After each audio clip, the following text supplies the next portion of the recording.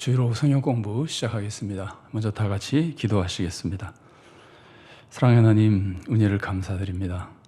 오늘도 저희들이 다시 한번 주님 앞에 모여 또 주님 앞에 나와 주님의 말씀을 배우며 말씀 속에 우리의 믿음을 새롭게 하고 말씀 속에 역사하시는 주님을 체험하며 진리를 깨닫고 주님이 기뻐하시는 신앙생활을 하며 주님의 뜻을 이루어드리는 복된 삶을 살 수 있도록 이끌어주시니 감사드립니다. 우리 하나님, 말씀이 전해지고 우리가 함께 말씀을 나눌 때 오직 성령님께서 역사하시고 주님의 진리의 말씀으로 우리를 충만히 채워주시옵소서.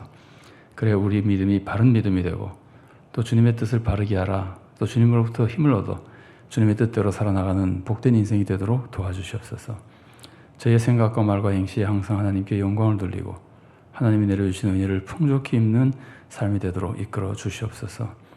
오늘은 우리가 10계명 중에 제2계명을 함께 배우고자 합니다. 주님께서 원래 이 계명을 가르쳐 주실 때 원하셨던 뜻을 이 시간 우리가 새롭게 깨닫도록 도와주시고 성령님의 감동 속에 알려주시고 진리의 말씀으로 우리의 믿음이 새로워지고 굳건해지고 열매 맺는 복된 신앙생활이 되도록 우리를 인도하시고 도와주시옵소서. 모든 것을 주님 이끌어 주시고 주관하여 주시옵소서. 주님께 모든 것을 맡기옵고 예수님 이름으로 기도드리옵나이다. 아멘. 자, 오늘은 서류문답 공부하는 중에 오늘은 10계명 중 제2계명을 공부하게 됩니다. 잘 아시는 대로 서류문답은 앞부분에서 올바른 믿음, 진리에 대한 올바른 믿음, 흔히 말하면 교리적인 내용을 많이 가르쳐준 후에 뒷부분에서는 그렇게 믿는 사람이 하나님의 자녀가 된 사람이, 믿어서 하나님의 자녀가 된 사람이 어떻게 살아야 하는가, 어떻게 바르게 하나님 뜻대로 살아야 하는가를 가르쳐주는데 그 첫 번째로 주기도, 10계명을 우리들에게 가르쳐 줍니다. 10계명을 이제 공부합니다. 자, 10계명 중에 우리가 오늘은 제2계명을 나누게 됩니다. 성경 말씀을 먼저 한 곳 봉독해 드리겠습니다. 출애굽기 20장 4절부터 6절까지의 말씀입니다. 제가 봉독해 드리겠습니다. 너를 위하여 새긴 우상을 만들지 말고 또 위로 하늘에 있는 것이나 아래로 땅에 있는 것이나 땅 아래 물속에 있는 것에 어떤 형상도 만들지 말며 그것들에게 절하지 말며 그것들을 섬기지 말라. 나 내 하나님 여호와는 질투하는 하나님인즉 나를 미워하는 자의 죄를 갚되 아버지로부터 아들에게로 3, 4대까지 이르게 하거니와 나를 사랑하고 내 계명을 지키는 자에게는 1000대까지 은혜를 베푸느니라. 아멘. 자, 10계명 제2계명에 대해서 서류문답에서는 4가지 문답을 통해서 제2계명을 우리들에게 공부하도록 가르쳐 줍니다. 자, 10계명 서류문답 49문부터 52문까지 문답을 같이 읽겠습니다. 제가 문제도 읽고 답도 읽어드리겠습니다. 저력을 쓰신 분들은 답을 할 때 같이 읽어보시면 좋겠습니다. 자, 문 49, 둘째 계명이 무엇입니까? 답, 둘째 계명은 너를 위하여 새긴 우상을 만들지 말고 또 위로 하늘에 있는 것이나 아래로 땅에 있는 것이나 땅 아래 물속에 있는 것의 어떤 형상도 만들지 말며 그것들에게 절하지 말며 그것들을 섬기지 말라. 나 내 하나님 여호와는 질투하는 하나님인즉 나를 미워하는 자의 죄를 갚되 아버지로부터 아들에게로 3, 4대까지 이르게 하거니와 나를 사랑하고 내 계명을 지키는 자에게는 1000대까지 은혜를 베푸느니라 하는 것입니다. 아까 읽은 성경 말씀 그대로죠. 자, 문 50, 둘째 계명에서 요구하는 것이 무엇입니까? 답, 둘째 계명에서 요구하는 것은 하나님께서 그의 말씀 가운데서 지정하신 종교적 예배와 법령을 순수하게 그리고 전부 받아들이고 행하고 지키는 것입니다. 문 51, 둘째 계명에서 금한 것이 무엇입니까? 답, 둘째 계명에서 금한 것은 우상을 통하거나 하나님의 말씀에 지정되어 있지 않은 어떤 다른 방법에 의하여 하나님께 예배드리는 일입니다. 문 52, 둘째 계명에 첨부된 이유들이 무엇입니까? 답, 둘째 계명에 첨부된 이유들은 우리에 대한 하나님의 주권과 그의 점유권과 그가 받으시는 예배에 대한 그의 열의입니다. 열정입니다. 그런데 자, 그러니까 문답이 이렇게 돼 있죠. 49문은 둘째 계명이 뭐냐, 내용이 뭐냐, 성경에 있는 그대로죠. 우상 만들지 말라 뭐 이런 내용이다는 거. 두 번째 50문은 요구하는 것은 뭐냐, 둘째 계명의 내용은 무엇이냐, 두 번째는 요구하는 것은 무엇이냐. 그래서 요구하는 것은 하나님이 지정해 주신 예배 방법에 따라서 예배를 드려라 뭐 이런 이제 설명이죠. 그걸 순수하게 뭐 전부 받아들이고 행하고 지키라 이제 이런 것이라는 것이고, 그 다음에 요구하는 것 다음에 뭘까요? 금하는 것. 51문은 금한 것은 뭐냐? 금한 것은 우상을 통하거나 하나님이 정하지 않은 다른 방법을 통해서 예배 드리는 것. 이건 하나님이 금하신다. 이게 이제 제2계명이 금하는 겁니다. 이렇게 내용이 무엇이냐? 요구하는 것은 무엇이냐? 금하는 것은 무엇이냐? 그리고 하나 더 한다면은 특별히 첨부된 이유들이 뭐냐? 왜 이런 말씀을 첨부하셨느냐? 그 첨부하는 것이 나 너의 하나님은 질투하는 하나님입니다. 이게 이 계명을 가르쳐주면서 강력하게 첨부된 내용이고, 그러니까 그 뜻을 더 강력하게 만들기 위해서 한 거죠. 그 다음에 또 하나 있다면은 상벌에 관한 겁니다. 1000대까지 은혜를 베풀고 지키면, 안 지키면 3, 4대까지 하나님께서 벌을 주신다. 그래서 첨부된 것들이 왜 첨부됐느냐? 그러면은 하나님의 점유권, 주권, 하나님이 그 예배에 대한 열정, 이런 것들을 우리들에게 더 분명히 알려주기 위해서 이런 말씀이 첨부되어 있다. 이제 이렇게 설명되어 있는 것들입니다.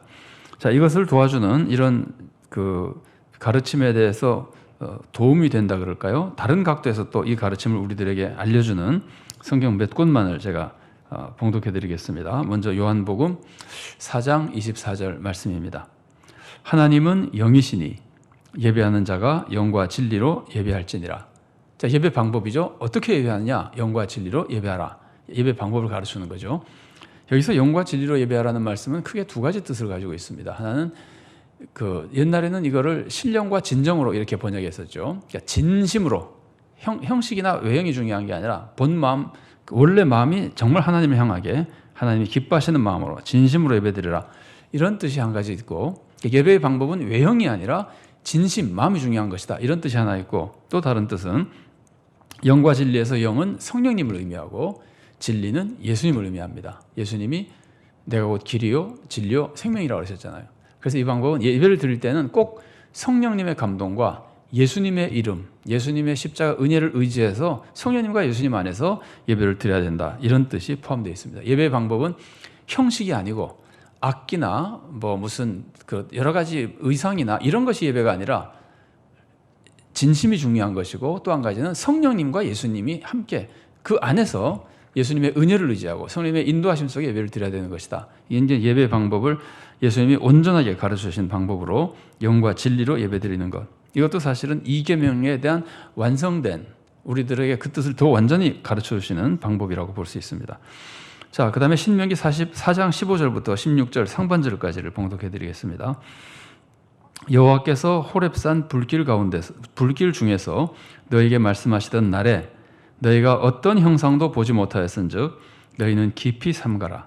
그리하여 스스로 부패하여 자기를 위해 어떤 형상대로든지 우상을 새겨 만들지 말라. 하나님이 나타나셔서 이스라엘 백성을 이끌어 주실 때, 그때 하나님이 말씀해 주셨는데 하나님이 어떤 형상도 안 보여주셨다는 거예요. 하나님 물론 영이시니까 형상 같은 거 없습니다.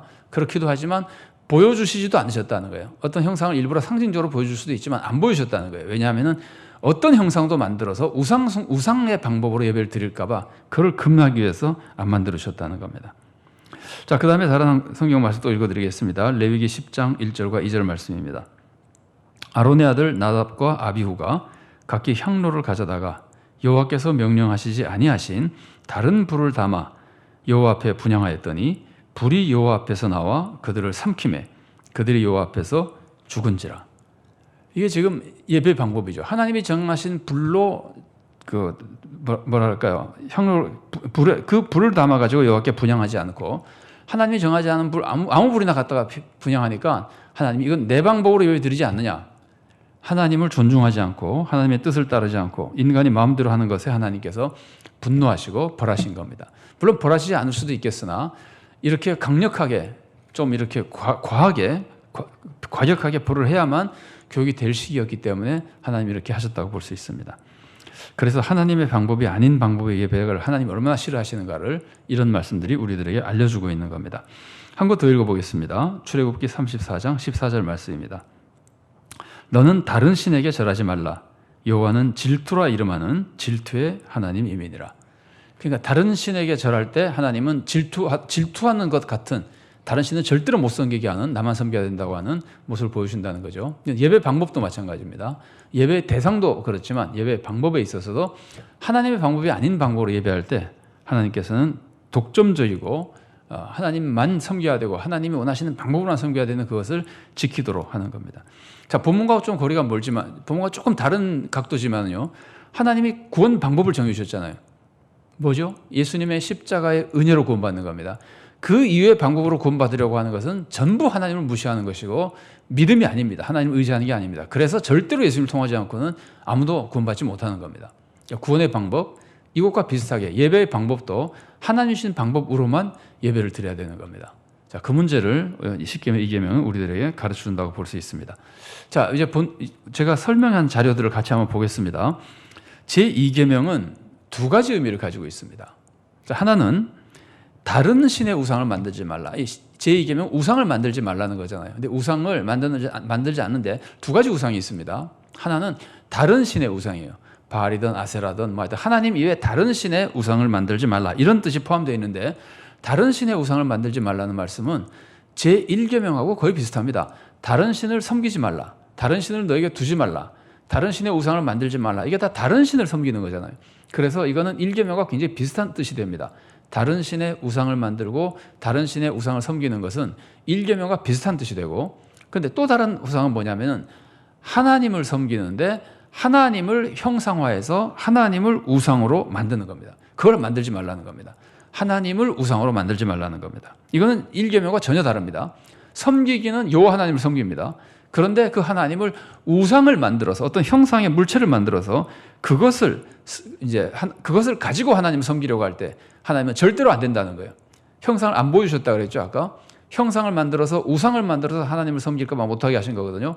그래서 이 10계명, 2계명의 두 가지 의미는 다른 신의 우상을 만들지 말라도 있지만, 또 하나는 하나님을 우상으로 만들어서 하나님을 섬기면 안 된다는 겁니다. 그래서 오늘은 우리가 1계명은 이미 살펴봤기 때문에 오늘은 2계명에서 이 부분을 주로 살펴보겠습니다. 하나님을 우상으로 만들어 섬기면 안 된다.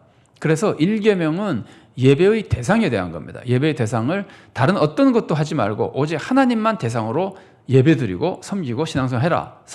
그러니까 믿고 의지하고 신앙생활해라, 이런 뜻이라면, 2계명은 하나님을 섬긴다 하더라도 예배의 방법에 있어서 하나님이 아닌 다른 방법, 내가 마음대로 우상을 만들어서 섬기는 방법, 다른 방법으로 하면 안 된다는 겁니다. 1계명은 예배의 대상에 대한 설명이라면 2계명은 예배의 방법에 대한 하나님의 명령이라고 볼 수 있습니다.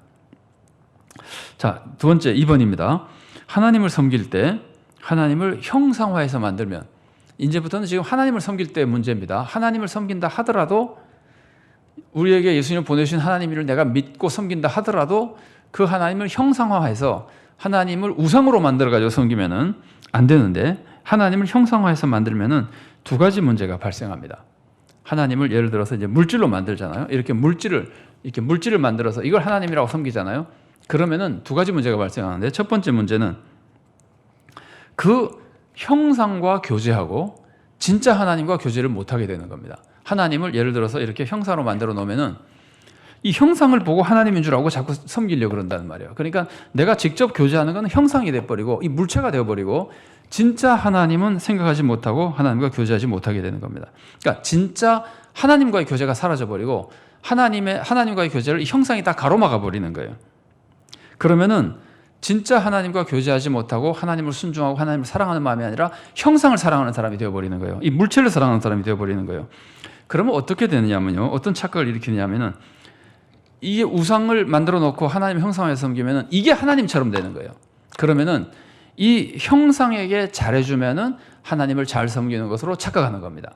만일에 이제 이게 예를 제가 그냥 주보종이를 가지고 하니까 조금 실감이 안 날지 모르겠는데, 이게 만일에 무슨 뭐 동물이나 인간 형태로 만들어 놓은 거라 그럽시다. 그럼 이거를 금으로 잘 만들면 하나님을 잘 섬기는 것으로 생각하고, 거기다가 매일 먼지를 털고 깨끗하고 반짝반짝하게 만들면 더 잘 섬기는 것으로 생각하고, 거기다가 뭐 옷을 이쁘게 입히면 더 잘 섬기는 것으로 생각하고, 이 형상화된 우상을 섬기는 것을 하나님 섬기는 것으로 착각하는 거예요. 그러면 어떤 일이 생기느냐면은, 우상을 잘 섬기면은 하나님의 뜻대로 살지 않아도 된다고 생각하는 거예요. 이미 잘 섬겼으니까.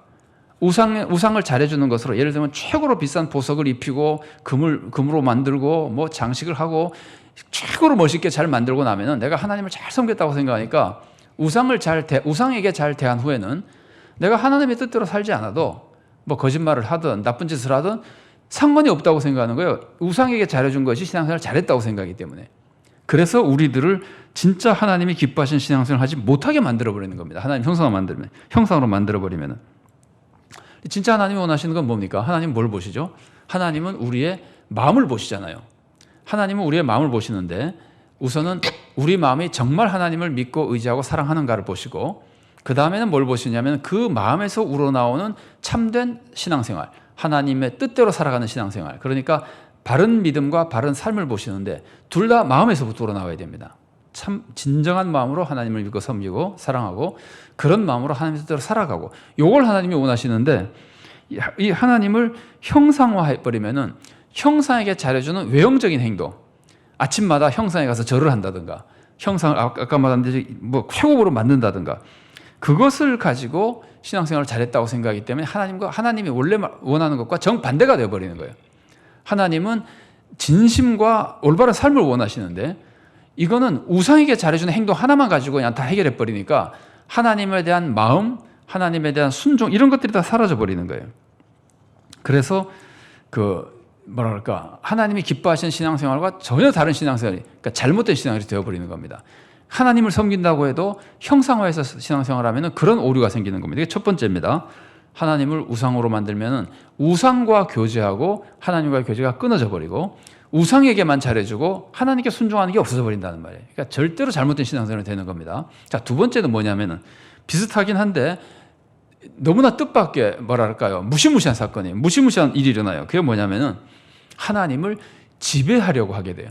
하나님을 우상화 만들면은 하나님을 지배하려고 하게 돼요. 자, 생각해 보세요. 하나님이 영이시다. 그러면 내가 하나님을 끌고 다닐 수 있습니까? 못하죠. 내가 하나님을 내 마음대로 할 수 없잖아요. 영이신 하나님. 그리고 독자적인 하나님, 위대하신 하나님, 마음대로 못하잖아요. 그런데 하나님을 일단 우상으로 딱 만들어 놓고 나면은, 대단히 죄송한 표현입니다. 하나님을 뜻하는 게 아니라 우상을 뜻하는 겁니다. 우상 요건 내 마음대로 할 수 있는 거예요. 우상은 내가 갖고 다닐 수도 있는 거예요. 어디다 처박아 놓을 수도 있는 거예요. 그러니까 하나님을 일단 형상화하고 나면은 내가 하나님을 지배하려는 마음이 생기는 거예요. 좀 거꾸로 말하면은 하나님을 내 마음대로 하고 싶은 마음 때문에 우상을 만들기도 해요, 사람이. 하나님 우상화 만드는 거는 지배하고 싶은 마음으로 만들기도 하고, 일단 우상으로 만들어서 하나님을 섬기면은 내가 자꾸 지배하게 되는 거예요. 자, 내가 지금 도둑질하러 가는데 하나님이 나보고, 하나님 저 도둑질하러 가는데 좀 도와주십시오. 같이 가서 도와주십시오. 그럼 하나님 가겠습니까? 안 가시죠. 그런데 하나님을 우상으로 만들면은 내가 데리고 갈 수 있는 거예요. 하나님이 우상이니까 내가 주머니에 놓고 가면은 내가 도둑질하는 동안 계속 나와 함께 있어야 되는 거예요. 하나님을 우상화한다는 것은 하나님을 내가 섬기려고 하는, 지배하려고 하는 모습이 되는 거예요. 그러니까 정말 자기 마음대로 우상에게만 잘해주고 우상만 들고 다니면은 자기 마음대로 살 수 있는 진짜 자기 중심의 신앙생활이 되어버리는 거예요. 하나님을 섬기는 신앙생활이 아니고. 그런데 이거는요, 하나님을 섬기는 사람 말고 우상 숭배자 있잖아요. 우리가 알고 있는 옛날 바알 숭배자라든가 아세라 숭배자라든가 우리 미신적인 우상 숭배라든가 여러 가지 우상 숭배자들의 기본 원리가 그겁니다. 우상 숭배의 기본 원리는 제가 몇 번 말씀드렸습니다만, 우상 숭배의 기본 원리는 우상을 잘 대해가지고 복을 받는 게 우상 숭배의 기본 원리입니다. 우상에게 제물을 바친다든가, 우상에게 우상을 크게 만든다든가, 위대한 모양으로 만든다든가, 어쨌든 우상에게 잘해줘서 우상을 기분 좋게 만들어서 복을 받으려고 하는 것이 우상 숭배의 원리입니다. 하나님 섬기는 건 그게 아닙니다. 하나님을 대접해서 복 받으려는 것이 아닙니다. 제물을 바쳐서 복 받으려는 것이 아닙니다. 하나님 섬기는 원리는 진심으로 하나님을 사랑하고 의지하고 삶에서 하나님께 순종하는 것으로 하나님을 기쁘시게 하며 하나님이 내려주신 상급을 받는 겁니다. 이게 하나님 섬기는 섭리입니다. 그런데 우상을 만들어서 하나님을 섬기면은 다른 신우상을 섬기는 것과 똑같은 잘못된 신앙이 되어버리는 거예요. 아무리 나는 여호와 하나님 섬긴다고 하고 삼위일체 하나님 섬긴다고 해도, 심지어 예수님을 섬긴다고 해도 우상을 만들어 섬기기 시작하면은 그 원리 자체가 형상을 형상에게 잘해줌으로써 복을 받으려고 하는 이 다른 신 우상 숭배와 똑같은 원리가 되어버리는 거예요. 그래서 하나님을 형상화하면 두 가지 문제가 생깁니다. 하나님과 교제는 사라져버리고 우상과만 교제하고 우상에게만 잘해주는 것이 되고, 그리고 그것이 나아가서는 우상을 자기 마음대로 끌고 다니면서 하나님을 지배하려고 하는 잘못된 신앙생활을 하게 되는 겁니다. 형상으로 만든 것이 그렇게 문제가 많은 겁니다. 실제로 하나님은 형상이 없으시기도 하고 영이시니까 형상이 없죠. 그리고 절대로 어떤 형상도 보여주지도 않으십니다. 사람이 어떤 모습으로 착각을 할까 봐. 그래서 하나님은 사람에게 절대 우상숭배에 빠지지 않도록 도와주고 계시는 겁니다. 그럼에도 불구하고 우리가 신앙생활을 할 때는 신앙생활을 돕는 여러 가지 도구들이 있습니다. 그래서 신앙생활을 돕는 여러 가지 도구들이 있는데, 우리가 이 세상에 물질 속에 사는 3차원 세계, 이 세상에 살고 있기 때문에 여러 가지 물질적인 도움을 받으면서, 예를 들면 예배를 드리려고 해도 교회당이 필요하잖아요. 이것도 물질이잖아요. 그 다음에 예수님의 은혜를 기억하기 위해서 십자가 모양을 가지고 또 상징하기도 하잖아요. 좀 다른 각도이지만 우리의 신앙생활을 돕기 위해서 사람도 있잖아요. 목사도 있고 장로도 있고 구역장도 있고 사람들이 있잖아요. 이것들이 다 사람까지 포함해서, 이것들이라서 죄송하긴 하지만 전체 의미를 이해해 주십시오. 이 모든 것들이 다 우리의 신앙생활을 돕는 도구들이거든요. 그런데 그 도구들이 잘못하면은 하나님 대신 우상 역할을 할 수가 있는 거예요. 하나님은 형상을 전혀 보여주지 않고, 그런데 내가 우상을 따로 만들지 않아도 우리의 신앙생활을 도와주는 것들을 우리가 스스로 우상처럼 대할 위험이 있습니다. 근데 이제 그런 것들을 우리가 전부 피해야지 우리가 이 이계명을 지키며 하나님이 기뻐하시는 신앙생활을 할 수 있게 되는 겁니다. 예를 들어서 십자가라 그럽시다. 그럼 십자가는 우리가 십자가를 보는 것은 예수님의 십자가 은혜를 기억하고 항상 주님을 믿고 의지하도록 하기 위해 십자가를 보는 거거든요. 하나 더 있다면은 나도 십자가를 지고 예수님을 따르기 위해서 십자가를 상징적으로 놓고 보는 거거든요. 그런데 그게 아니라 십자가가 마치 신비한 능력이 있는 것처럼 십자가를 이제 대하기 시작하면은 십자가 앞에서 절하기도 하고, 십자가만 갖고 다니면은 복을 받는다고 생각하기도 하고, 그래서 축복을 추구하거나 그러면서 뭘 섬기면은 그게 십자가가 돼도 우상숭배가 되어버리는 것이고, 교회 당이 돼도 우상숭배가 되는 것이고, 목사가 돼도 우상숭배가 되는 것이고, 어떤 것도 하나님을 형상화해서 섬기는 것과 비슷한 역할을 할 위험이 있는 겁니다. 그러니까 우리가 이것들을 다 피하고 정말 영과 진리로 예배드리는 참된 예배를 드릴 때, 참된 하나님을 섬길 때 이 계명을 제대로 지키는 신앙생활을 할 수 있게 되는 겁니다. 이제 우리가 우상숭배가 되지 않도록 우리의 신앙생활에 자주 접하는 것들이 우리에게 있어서 우상숭배가 되지 않도록 우리가 유의해야 될 것들이 있습니다. 그 유의해야 될 것들 중에 이제 종교적인 형상, 신앙생활에 유용한 여러 가지 형상들을 보면은, 형상들이요, 유용한 면이 있어요. 긍정적인 역할을 합니다. 어떤 역할을 하냐면은 메시지를 강화시켜주고, 그걸 볼 때마다 기억나게 해줍니다. 여러분, 십자가를 그냥 예를 들어서 그냥 생각 없이 길을 가다가 어느 교회당에 십자가 이렇게 세워져 있는 걸 보면은 십자가를 보는 순간 예수님 한 번 더 생각하게 되잖아요. 굉장히 기억하게 해주기도 하고, 또 그 십자가를 봄으로써 예수님의 십자가의 의미를 저 얼마나 고통스러웠을 텐데 하고 메시지를 강화시켜 주기도 한다는 말이에요. 그래서 이게 절대로 나쁜 것은 아닙니다. 유용한 역할을 할 수 있습니다. 성화도 마찬가지입니다. 예수님에 대한 성화 같은 것들이 굉장히 많이 있잖아요. 근데 그 성화가 어떤 의미에서 유익하냐면은 예수님의 사랑을 깨닫게 해주는 메시지 역할을 할 때 유용한 겁니다. 그러니까 글로 우리가 뭘 쓰면 메시지가 되잖아요. 말로 들어도 메시지가 되잖아요. 그런데 그림을 봐도 메시지가 되거든요. 이제 대표적으로 예를 들면은 여러분, 예수님의 초상화라고 해서 예수님이 양치는 그림이 많이 나오잖아요. 어린 양을 메고 있거나 안고 있는 것도 있고, 그 모습을 딱 볼 때, 예수님이 나를 저렇게 양 돌보듯이 사랑하시고 나를 저렇게 품에 안아주시고 나를 돌봐주시는구나 하는 메시지를 보면은 말로 예수님이 나를 사랑하시고 돌봐주십니다라고 하는 것과 똑같은 메시지를 그림에서 보는 거거든요. 그러니까 그거는 우리들에게 유익한 거예요. 유용한 거예요.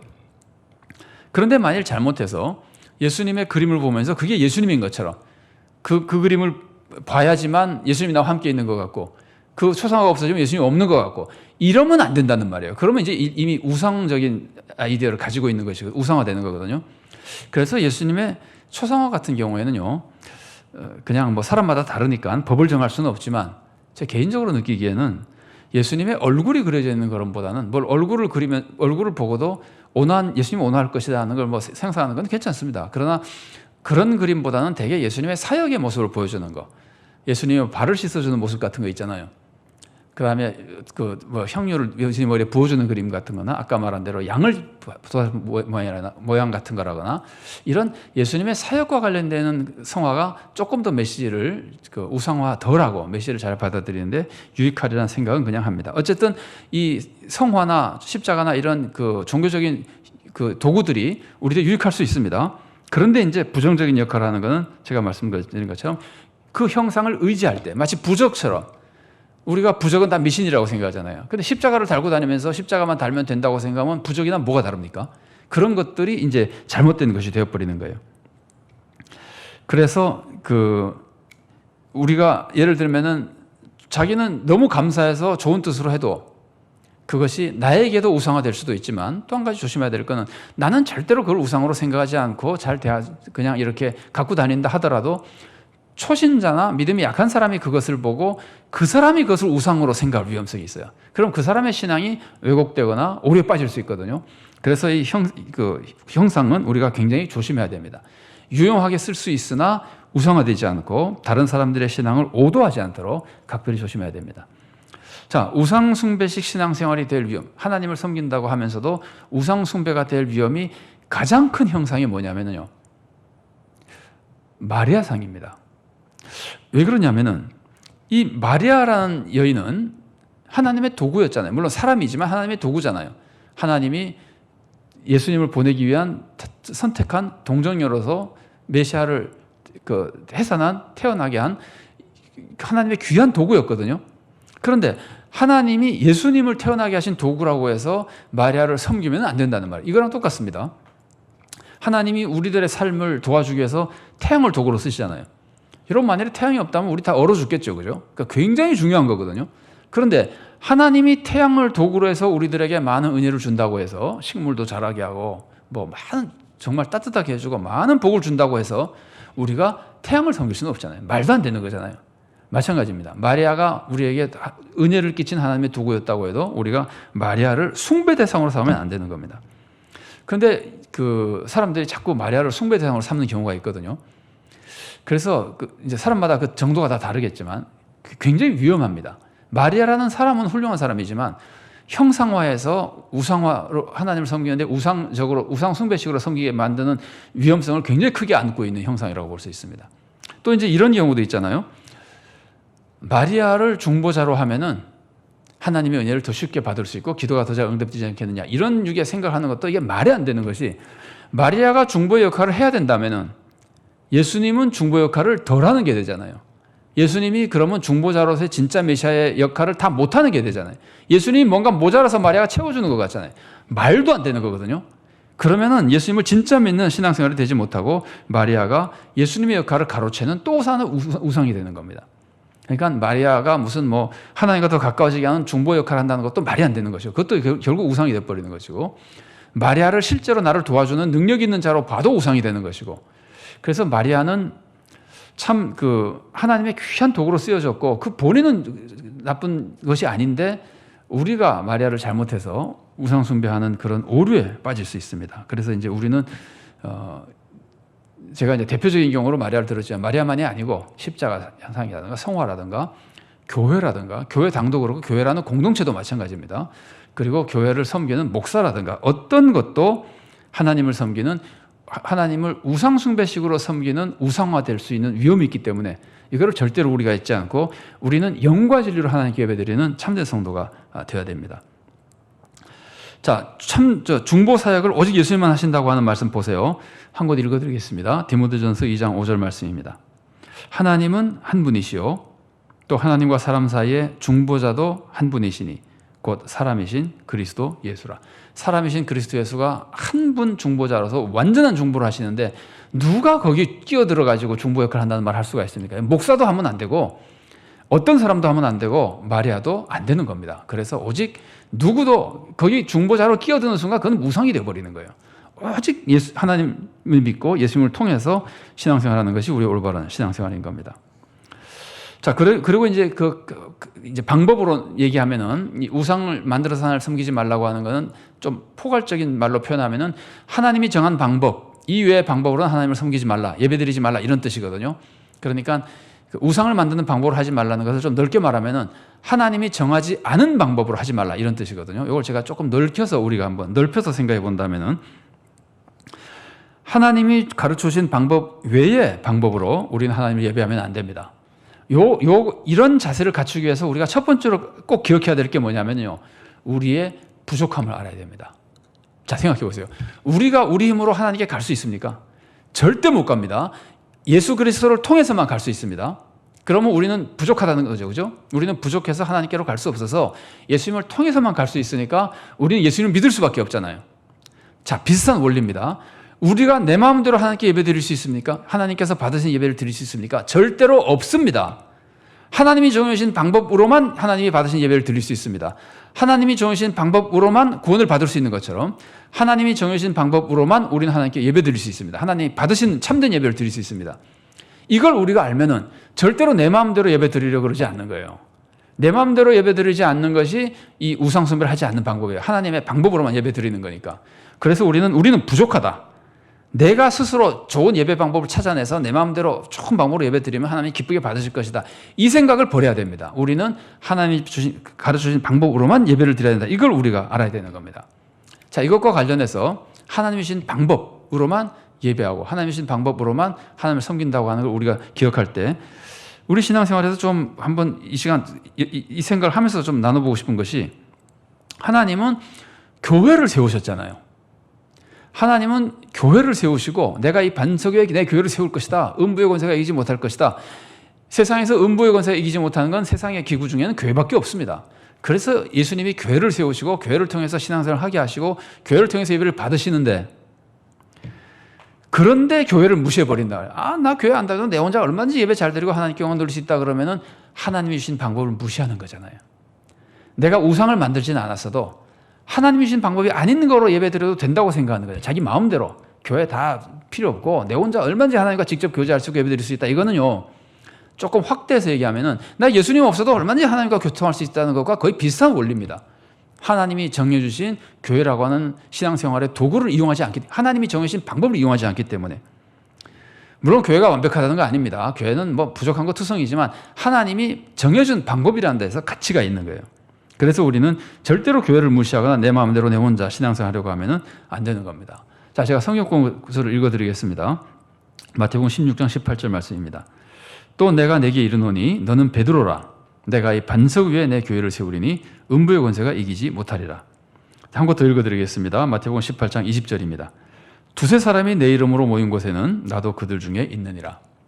이 말씀이 참 중요한 의미를 가지고 있습니다. 왜냐하면 여러분 우리가 두세 사람이 예수님의 이름으로 모였을 때 예수님이 함께 하신다 그러시는데 그러면 두세 사람이 모이지 않고 나 혼자 있으면 함께 안 하십니까? 예수님이 차시기 직전에 하신 말씀이 내가 세상 끝날까지 너희 항상 함께 있으리라고 할 때 모여 있을 때만 꼭 함께 하겠다는 뜻입니까? 그렇지 않잖아요. 예수님 우리가 혼자 있어도 함께 하시잖아요. 그런데 왜 두세 사람이 내 이름으로 모인 곳에 함께 있겠다고 말씀을 하실까요? 이걸 왜 일부러 이렇게 말씀하실까요?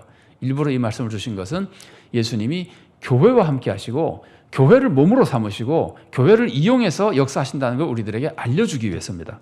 그래서 우리는 교회를 하나님이 주신 신앙생활의 방법, 하나님이 주신 예배의 방법으로 굉장히 존중해야 되는 겁니다.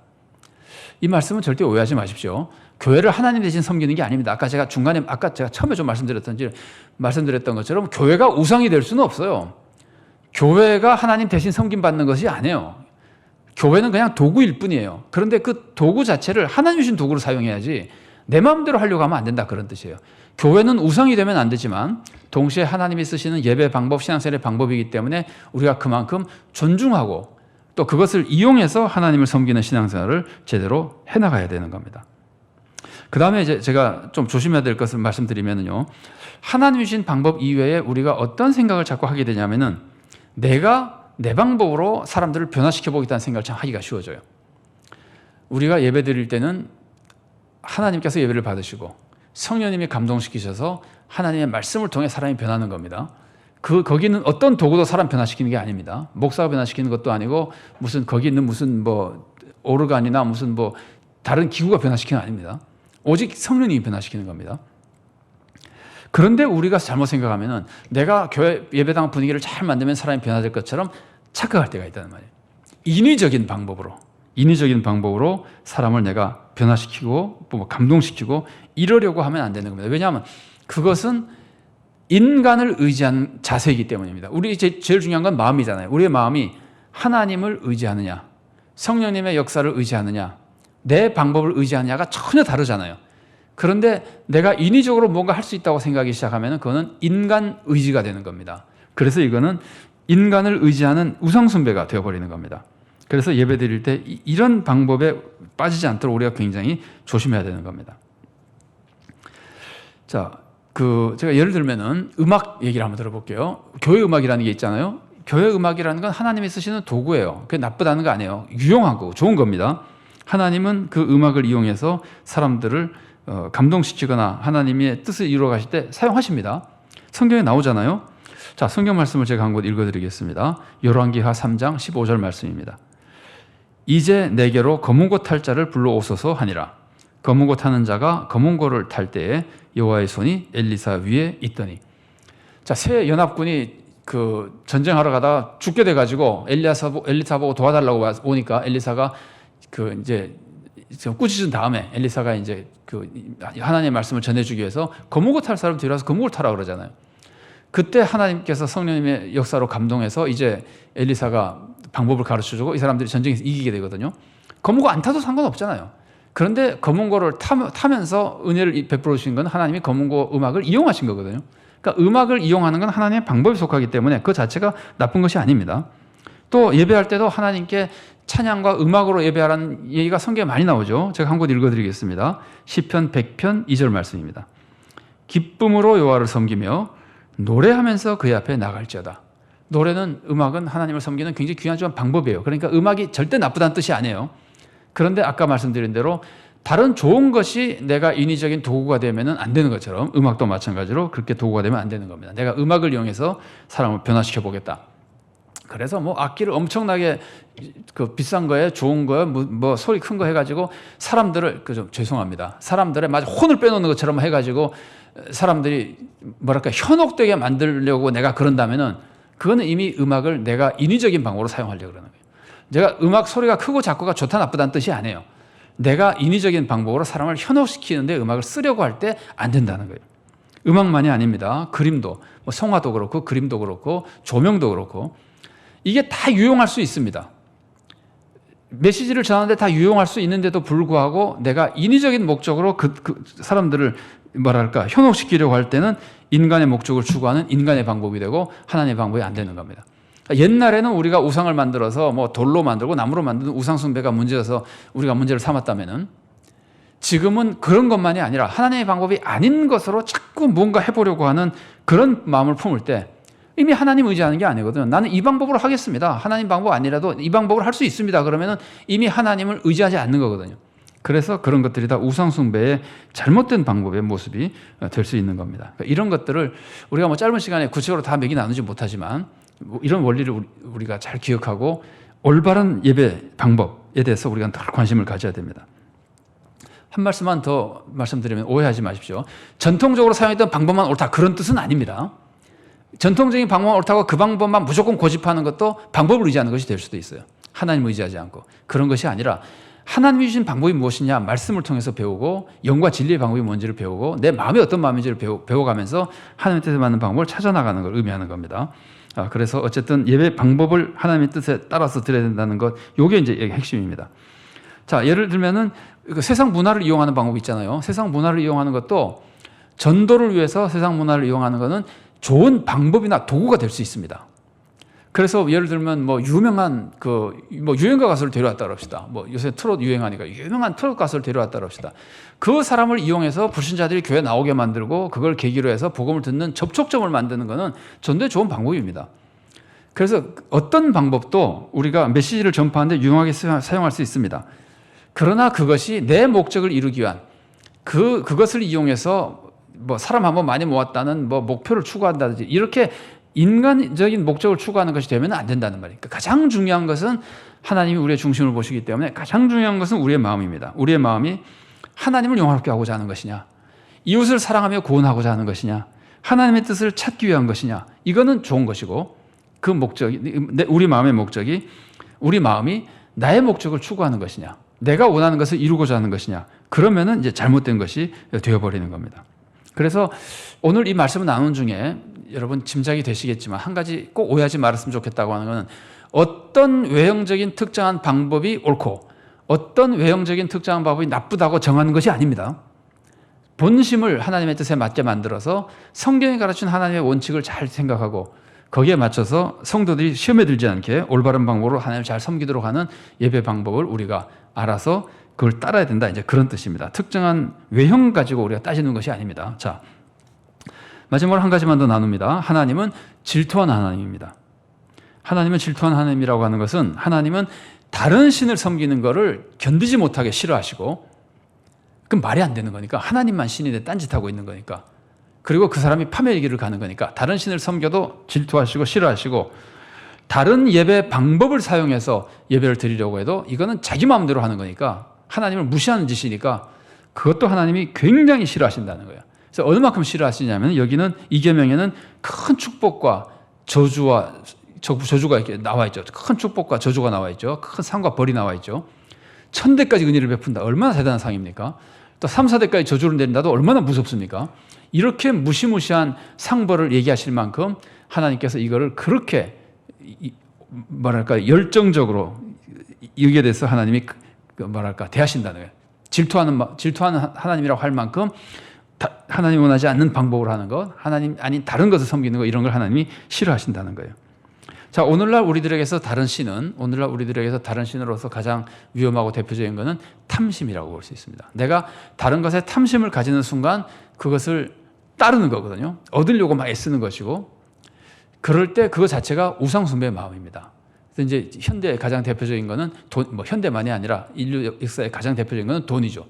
돈에 탐심을 가지고 돈을 얻으려고 그러고, 그러면서 하나님 대신에 돈을 섬기거나, 하나님을 섬긴다고 하면서도 돈을 놓지 못하고 자꾸 같이 섬기거나, 이런 것들이 다 이제 다른 신을 섬기는 우상숭배가 되는 것이고, 그 다음에 또 하나는 오늘날 예배 방법으로서의 우상숭배로는 인위적인 것이, 그러니까 인간적인 방법으로 내가 목표를 이루고자 하는 이런 것들이 우상숭배적인 잘못된 방법입니다. 이게 전부 인간 중심이기 때문에 그렇습니다. 하나님 중심, 하나님 영광, 하나님 의지가 아니라 내 방법 의지, 내 영광, 내 목적, 여기에 있을 때 이제 그 방법들이 다 우상숭배의 방법이 되는 겁니다.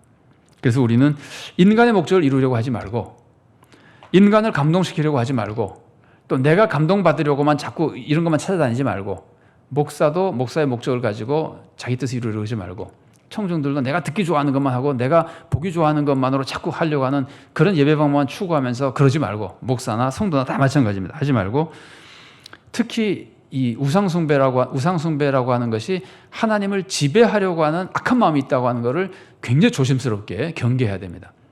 여러분, 예배도 하나님을 지배하기 위해서 예배 드릴 수 있습니다. 예를 들면 이사 갔다 그럽시다. 이사 간 것이 감사하고 하나님 은혜가 아니면 안 되게 하나님을 섬기고 은혜를 삼으며 이사 예배를 드린다. 얼마나 좋습니까? 그런데 내가 이사 예배만 딱 드리고 나면은 하나님은 꼼짝 못하고 이 집에 나와 함께 하시고 나를 도와주고 해야 된다는 생각을 가지고 있다면, 이미 내가 이사 예배라는 도구를 가지고 하나님을 지배하려는 마음이 돼버리는 거예요. 이게 우상숭배적인 마음이 되는 거예요. 그러니까 우리가 이런 오류에 빠지지 않고 하나님을 제대로 섬기기 위한 것을 늘 마음에 품고 참된 신앙생활을 해야 되는 겁니다. 하나님만 섬기는 신앙생활, 하나님의 방법으로만 신앙생활하는 성도, 구원의 방법, 예배의 방법 다 따르는, 그럴 때 우리가 참된 성도가 되고 정말 하나님께 기쁨을 드리고 하나님이 내려주시는 은혜와 축복을 풍성히 누리고 또 세상도 구원하는 성도가 될 수 있는 겁니다. 자, 토요 문제 잠깐 보겠습니다. 1번 제가 읽어드립니다. 십자가, 성경책, 교회당이 나의 신앙생활에 어떻게 도움이 되는지 말씀해 주십시오. 도움이 많이 되죠. 말씀해 주시고, 그 다음에는 어떨 때 이런 것들이 우상숭배가 될 위험이 있는지 생각해 보십시오. 생각해 보시면 찾아볼 수 있을 겁니다. 구체적인 걸 한번 찾아보시고. 2번입니다. 나는 기도할 때 하나님 뜻이 이루어지기를 더 바랍니까? 내 뜻이 이루어지기를 더 바랍니까? 나는 기도하는데 이 기도를 통해서 하나님이 영광 받으시고 하나님의 뜻이 이루어졌으면 좋겠다. 아니면 내가 기도하는 이건 내 뜻이 꼭 이루어졌으면 좋겠고 내가 잘 되면 좋겠다. 어느 것이 내 뜻이 이루어지기를 바라는 마음이 있겠죠, 그죠? 근데 어느 것이 더 큰지도 한번 생각해 보시고 어느 것을 더 원하는지. 자, 그러면서 한번 우리의 기도의 자세를 한번 생각해 보시고 중요한 건 자세가 마음의 자세니까. 그러면서 무슨 생각을 해보시느냐면은 기도가 하나님을 지배하려는 도구가 되는 것은 아닌지 생각해 보십시오. 제가 100일 기도나 40일 기도가 나쁘다는 것은 아닙니다. 자기가 뜻을 정하고 기도하는 건 다 좋습니다. 그러나 그 도구를 딱 채움으로써 하나님을 지배하려 그러면 우상숭배가 돼버리는 거예요. 기도도 그럴 위험이 있는 거예요. 그러니까 항상 그 위험을 인지하고 그것을 피하고 올바른 신앙생활 해야 된다, 그런 뜻입니다. 자, 3번입니다. 좀 비슷한 내용인데 기도의 양을 채워야 된다. 아마 이런 말씀 많이 들어보셨을 거예요. 기도를 하고 있는 사람들에게 이제 선배들이 기도의 양을 채워야 응답되는 거야. 이런 얘기들 저도 많이 들으면서 자랐어요. 근데 이 말을 한번 생각해 보세요. 기도의 양을 채워야 된다는 말이 유익한 점, 나에게 어떤 면에서 유익할까? 혹은 나의 신앙생활에 어떤 면에서 해로울 수도 있을까 하는 걸 한번 생각해 보시면은 오늘 이 제2계명에 대한 말씀을 이해하는 데 도움이 될 겁니다. 4번입니다. 인위적으로 사람을 감동시키려는 예배 방법을 보신 적이 있으면 말씀해 주십시오. 아마 성도님들은 별로 많지 않을 겁니다. 왜냐하면 성도님들은 보통 한 교회 주로 다니시잖아요. 여러 교회 다니시지 않잖아요. 근데 이제 그 여러 교회를 방문할 일이 많은 분들은 조금 그런 경험을 할 수 있어요. 다른 집회 참석이거나 이러다 보면은 본의 아니게 좀 인위적이라는 느낌을 주는 경우가 있을 때가 있어요. 근데 혹시 보신 분이 있을지 모르니까 한번 생각해 보시고 자기도 또 우리 한 교회 다닌다 하더라도 그렇게 보이는 경우가 있다면 한번 또 생각해 볼 필요가 있습니다. 그래서 그 잘못된 그 마음으로 예배드리는 그 오류에 빠지지 않도록 이런 것들을 한번 생각해보고 우리가 올바른 예배 방법으로 하나님이 받으시는 예배, 하나님의 역사가 나타나고 우리에게 하나님의 축복이 임하는 예배, 그런 예배를 잘 드릴 수 있게 되기를 바랍니다. 5번은 말씀대로 살 수 있도록 기도하고 또 우리 조원들을 위해서도 같이 기도하고 이제 마무리는 이제 혼자 하시니까 주기도를 하시고 마치시면 되겠습니다. 자, 이제 같이 기도하시겠습니다. 사랑의 하나님, 감사합니다. 오늘도 저희들 주님께서 주신 말씀을 함께 나눴습니다. 주님께서 10계명의 2계명으로 주신 우상을 만들지 말라고 하신 말씀이 우리가 잘 모를 때는 그냥 우상만 만들지 않으면 되고 우상 앞에 가서 절만 하지 않으면 되는 것처럼 생각하지만 이것을 주님께서 우리 선배들을 통해 성령님의 감동 속에 성경 공부를 잘할 수 있도록 소유문답을 통해서 이렇게 잘 설명해 주셔서 우리들이 오늘도 함께 나눴습니다. 2계명은 예배 방법에 대해서 올바른 방법으로 예배를 드려야 하며 하나님을 우상으로 만들어 섬기면 안 되며 하나님을 지배하려고 하면 안 되며 우상을 만들어 우상과만 교제하고 진짜 하나님과는 교제하지 못하고 진심으로 하나님을 사랑하고 섬기지 못하며 하나님의 뜻대로 살려고 하지 않고 우상만 붙들고 다니고 우상에게만 잘해주고 그런 것으로 구원받는 것처럼 하나님을 기쁘시게 하는 것처럼 축복을 받는 것처럼 착각하는 신앙생활을 하지 않도록 하나님께서 소유문답을 통해 우리들에게 가르쳐 주셨으니 감사드립니다. 우리 하나님, 우리의 신앙생활이 정말 주님이 기뻐하시는 신앙생활이 되도록 도와주시옵소서. 일체 하나님 외에는 어떤 것도 섬기지 않는 하나님만 예배 대상, 신앙의 대상으로 하는 신앙생활이 되게 하시고 하나님의 방법으로만 주님을 섬기고 그래서 드리는 예배마다 하나님이 기뻐 받으시며 하나님의 은혜가 임하는 참된 예배가 될 수 있도록 우리의 예배 생활을 주님 지켜주시고 하나님이 정한 방법으로 신앙생활하도록 교회를 존중하며 그러나 교회를 우상으로 만들지 않고 서로 존중하고 사랑하며 그러나 어떤 교회 일꾼도 우상으로 만들지 않으며 주님께서 허락하신 수많은 도구들, 교회당이나 악기나 찬양대나 아버지 하나님 여러 가지 주님께서 허락하신 도구들을 다 우리가 하나님의 은혜 안에서 존중하며 사랑하며 이용하며 함께 복된 신앙생활을 하고 동시에 그것이 어떤 것도 하나님의 사랑과 은혜를 가로막는 우상이 되지 않도록 올바른 신앙생활을 할 수 있도록 우리를 인도하시고 우리 교회를 붙들어 주시고 또 한국교회를 붙들어 주시옵소서. 그래야 우리가 예배드릴 때마다 하나님께 영광 돌리고 하나님을 만나고 하나님의 은혜와 축복을 받으며 아버지 하나님 또 세상에 나가서는 삶으로 하나님의 뜻을 이루어드리는 참된 영적 예배를 드리며 살도록 우리를 늘 사랑으로 인도하여 주시옵소서. 코로나19로 인하여 많은 사람들이 고통을 당하고 있습니다. 치유의 역사를 베풀어 주시고 코로나19가 종식되도록 주님 치료제를 허락하시고 은혜 내려 주시옵소서. 성도들 중에 질병으로 고통당하는 분들이 있습니다. 우리 하나님 불쌍하게 해주시고 주님의 사랑과 권능으로 치유하시고 건강을 회복시켜 주시며 가정의 평강을 회복시켜 주시며 삶의 주님의 축복을 내려주셔서 주님으로서 받은 모든 축복으로 주님을 더 잘 섬기고 세상을 더 잘 섬기는 복된 삶을 살도록 우리 성도들을 도와주시옵소서. 특별히 이 나라의 민족을 주님 기억하시고 주님의 정의를 세워주시옵소서. 사회가 정의로워지게 하시고 억울한 사람, 억압당한 사람이 없게 하시고 주님의 축복을 받는 사회가 될 수 있도록 도와주시옵소서. 특별히 북한에 억압받는 동포들을 그 억압에서 건져주시고 그들을 억압한 악한 세력을 물리쳐 주시고 한반도에 아버지 하나님 평화를 해치는 악한 세력들을 물리쳐 주시고 이 땅에 진정한 자유와 정의와 평화를 내려주시며 주님의 구원의 축복이 널리 전파되며 특별히 북한의 동포들이 구원에 이르도록 하나님 길을 열어주시고 도와주시옵소서. 주님 은혜의 모든 것을 의지하옵고 예수님 이름으로 기도드리옵나이다. 아멘. 주 예수 그리스도의 은혜와 하나님의 사랑과 성령의 교통하심이 오직 하나님만 우리의 참신으로 믿고 섬길 뿐 아니라 하나님의 방법으로만 예배를 잘 드리고 섬김으로 하나님께 기쁨을 드리고 하나님의 은혜와 축복을 받아 더 크게 주님의 뜻을 이루어드리는 복된 삶 살기를 사모하는 사랑하는 주님의 귀한 모든 자녀들 머리 위에 그들의 가정과 하는 모든 사역들 위에 주님께서 세우신 서울산정현 교회 위에 그리고 한국교회와 이 나라의 민족 위에 지금부터 영원까지 함께 계시기를 간절히 축원하옵나이다. 아멘.